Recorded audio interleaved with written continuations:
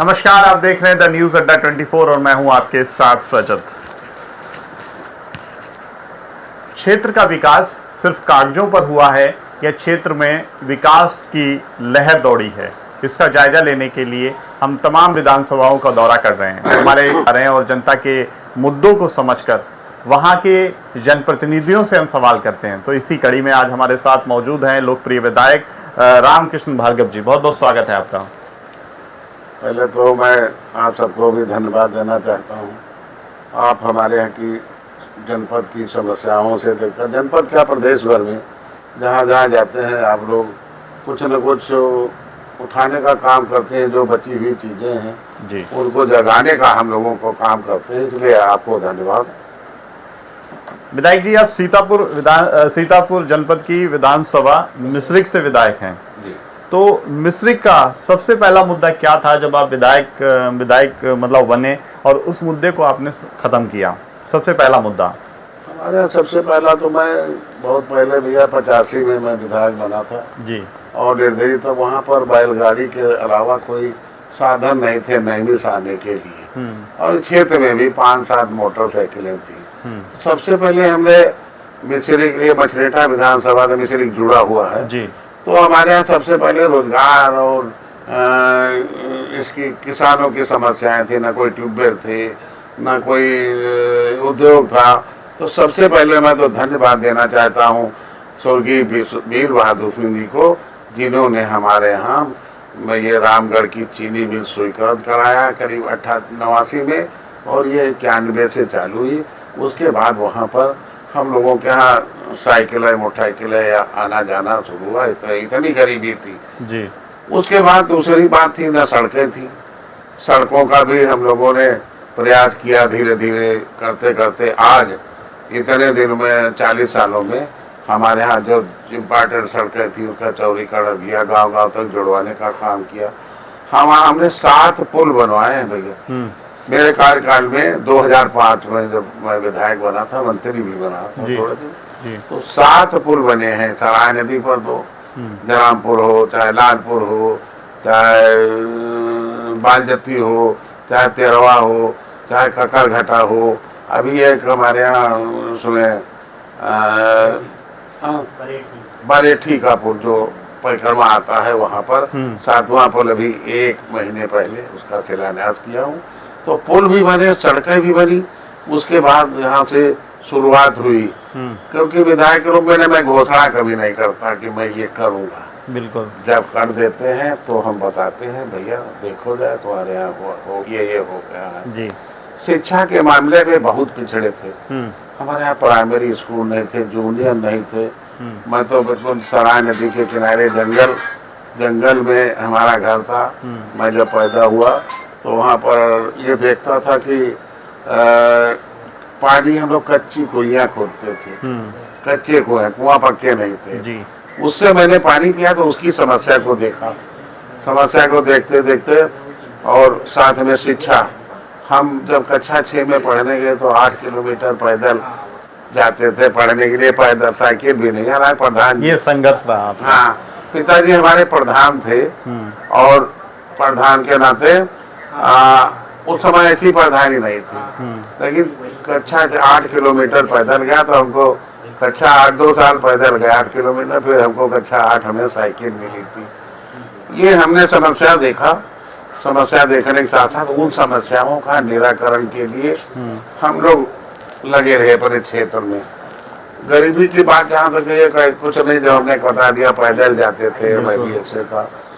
तो उसके बाद में 2005 में हमारा बेटा जिला परिषद अध्यक्ष बना, अजय भार्गव। उस 2005 से 10 तक गाँव में प्राइमरी जूनियर स्कूल खोलने का नंबर आया। हमारे यहाँ जमींदार लोग जो थे उनकी तक बेटियां स्कूलों में नहीं जा पाती थी, हाई स्कूल में जूनियर नहीं होती थी जी। ये सब देखते देखते हमारे यहाँ जूनियर पहले नहीं था, 80 में तो प्राइमरी एक जूनियर सरकारी सब लोग मिलकर खुलवाए थे। गामाबाग है जी, बलिया मोटा, तो वहाँ थोड़ा बहुत शिक्षा शुरू हुई। आज तारीख में हमारे यहाँ डिग्री कॉलेज भी खुले, इंटर कॉलेज भी सरकारी खुलवाए हैं। बिल्डिंग में 9 में डिग्री कॉलेज खुला है जी, जो लखनऊ विश्वविद्यालय। बाकी और भी विद्यालय आए हैं जो प्राइवेट भी हैं, वो भी चल रहे हैं जी। आज हमारा क्षेत्र पढ़ाई लिखाई में भी आगे है जी। हमारे यहाँ के तो IAS भी हुए हैं जो गांव में वहाँ रहते थे। हमारे गांव में एक हमारी बहन अवस्थी थी, वो आंगनवाड़ी के रूप में थी, और उनका लड़का यहाँ बघौला गांव है वहीं पर शिव सहाय अवस्थी जो IAS वो है, और अभी प्रतापगढ़ DM था, जहाँ TDM रहा है। ये है अभी एक मिश्रिक में हमारे यहाँ वो हैं कृष्णा जी हैं, बिडो हैं, उनका लड़का IAS बना है जो नगर पंचायत में बाबू है। यानी आपने अपने क्षेत्र से IAS भी दिए हैं? हाँ, IAS भी दिए हैं और अधिकारी भी हैं जी। मैं तो जब हाई स्कूल की परीक्षा देने गया था मिश्री क्वेश्चन 72 में, तो मैं लालटेन लेकर भैया गया था वहाँ पर मिश्री जैसी जगह पे जी। उजेला नहीं था, बिजली नहीं थी, उसके बदले में बड़ा पावर हाउस अभी पतौजा में मैंने बनवा कर दिया है।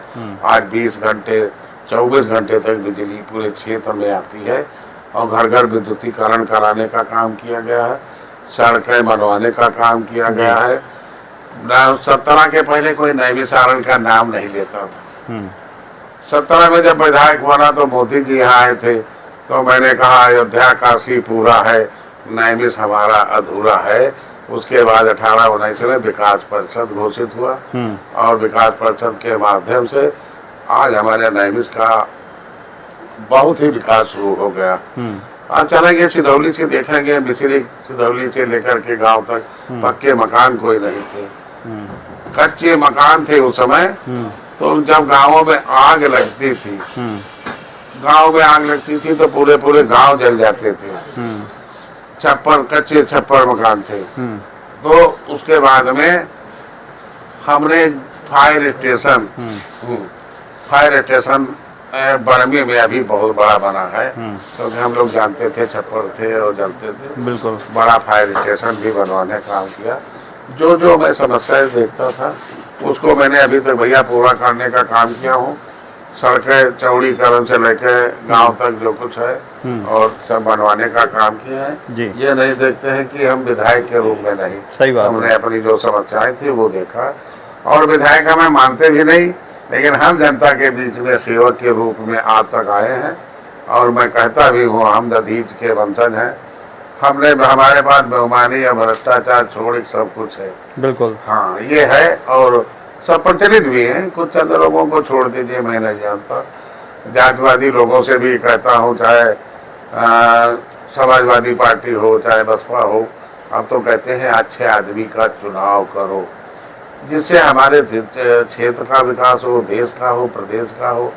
आज मोदी जैसा प्रधानमंत्री न होता तो ये तेल की समस्या, गैस की समस्या भी आई थी, बनी रहती। लेकिन हम जानते हैं मोदी जी अपना सॉल्व कर लिए हैं, और हमारा हिंदुस्तान हर तरह से आगे बढ़ रहा है जी। लेकिन विपक्ष का आरोप है, जैसे आपने अपनी उपलब्धि गिनाई, विपक्ष का आरोप है कि चुनाव जीतने के बाद विधायकों की मौजूदगी सिर्फ कार्यक्रमों में होती है, उसके बाद कहीं नहीं दिखते। नहीं, मैं तो विधायक बने नहीं हुआ, और मैं विधायक बनता नहीं। मैं तो 50 निर्दलीय भी जीता, कांग्रेस से जीता, बसपा से जीता, सभी समाज के लोग वोट देते रहते, और परमानेंट मेरी उपस्थिति रहती है। हमारे 1200 न्योता आए होंगे शादी ब्याह मुंडा बरचट्टा में, तो 3 लोग हैं। आप कहते होंगे कैसे वहाँ पहुँचते होंगे। हमारे 2 बेटे भी हैं, अजय भार्गव जो जिला परिषद अध्यक्ष रहे हैं, विजय है प्रमुख भी रहे हैं, और सब लोग बहु जिला पंचायत की, नगर पंचायत की चेयरमैन भी है, वही प्रमुख है। तो सब लोग हम न्योता में जाते हैं, कहीं कहीं कोई निमंत्रण छूटने न पाए। बिल्कुल, इसलिए उपस्थिति वाला कोई नहीं कहे, जनता से जुड़े रहते हैं। हाँ, जनता के बीच में जुड़े रहते हैं जी। उनके यहाँ जो गरीब से गरीब आता है उसको हम चाहते हैं कि गरीब ये उनको न लगे कि हम विधायक के रूप में। विधायक जी, हमारा सवाल है कि समाजवादी पार्टी लगातार PDA पर काम कर रही है, PDA की चर्चा करती है, PDA पर चुनाव लड़ रही है, तो क्या कहना चाहेंगे इस PDA पर? हम तो, हमारा ये सुझाव है, बाकी भाई नहीं जानता, ये जातिवादी लोगों का समय अब समाप्त हो गया। आजादी के 75 वर्ष हो गए हैं, वो समय नहीं था, 90 तक नहीं जातिवाद आया। समाजवादी पार्टी जब से आई तो जातिवाद का नारा दिया और जातिवाद शुरू हुआ है। लेकिन हम उनसे भी कहेंगे चाहे यादव भाई हों, चाहे मुस्लिम भाई हों या अन्य समाज के लोग हों, सबसे मैं तो ये अनुरोध करता हूँ, अब वक्त आ गया है अच्छे आदमी का चुनाव हो, जो भ्रष्टाचारी ना हो, बेईमान ना हो, जातिवाद से उठकर काम करे। आज मोदी जी की क्यों लोग पूजा करते हैं? हमारी बहनें माताएं इसलिए पूजा करती हैं कि घर घर जिनके कच्चे घर थे उनको एक एक आवाज देने का काम किया जा रहा। विकलांग लोगों को, दिव्यांग जो हैं उनको आवाज देने का, उनको पेंशन देने का काम किया जा रहा है। और दिव्यांग के अलावा 1000 रुपए तक अब पेंशन मिलने लगी है इनको।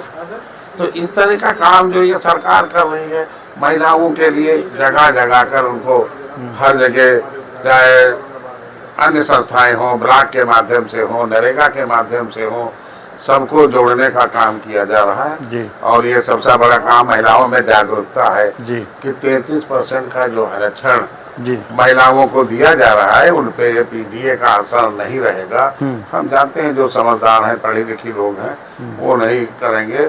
और सबसे मैं आपके माध्यम से अनुरोध करूंगा, अब तो परीक्षण करके देखने की जरूरत है, अच्छे व्यक्तियों का चुनाव करें जिससे हमारे क्षेत्र का विकास हो, हमारे प्रदेश का योगी जैसा मुख्यमंत्री चल रहा है ऐसा उनका साथ बना रहे, देश का विकास होगा, देश बड़ी भारी बहुमत से जीतेगा तो प्रधानमंत्री मोदी जी बनेंगे, जिससे हमारा सम्मान कहीं कम नहीं होगा जी।